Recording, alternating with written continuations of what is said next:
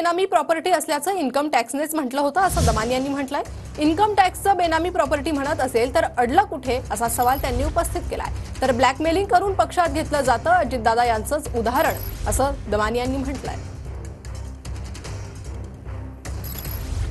BFS chemicals नावाची जी company आहे ज्याच्यात सुनेत्रा पवार डायरेक्टर होत्या, या कंपनीतनं पैसा आला पहिल्या स्पार्कलिंग सॉइल मधनं आला, जरंदेश्वर शुगर मधनं आला त्या जरंदेश्वर साखर कारखाना विकत घेणाऱ्या गुरु कमोडिटी मध्ये। तर असा हा सगळा पैसा फिरवला गेला। इन्कम टॅक्स अथॉरिटीनी सरळ सरळ याच्यात बेनामी प्रॉपर्टी आहे अजित पवार, सुनेत्रा पवार आणि पार्थ पवार यांची असं या ऑर्डर मध्ये सरळ सरळ म्हटलेलं आहे। मग अडलं कुठे आणि थांबवलं कोणी हा सगळ्यात त्याच्यातला कळीचा मुद्दा आहे।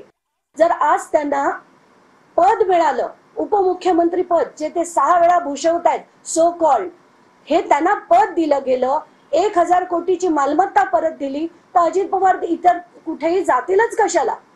आणि हा जो सगळा थेर चाललाय ना की यंत्रणांचा वापर करायचा, केसेस टाकायच्या, त्यांना आपल्या पक्षात घ्यायचं आणि मग केसेस परत घ्यायच्या, हे चित्र जोपर्यंत बदलत नाही, आणि हे एकाच नाहीये, सगळे पक्ष तेच आहेत, सगळ्यांच्या फाईली यांच्याकडे आहेत आणि हेच दाखवून ब्लॅकमेल करून हे जे आपल्या पक्षात घेतलं जातंय याचं धडधडीत उदाहरण ही ऑर्डर आहे।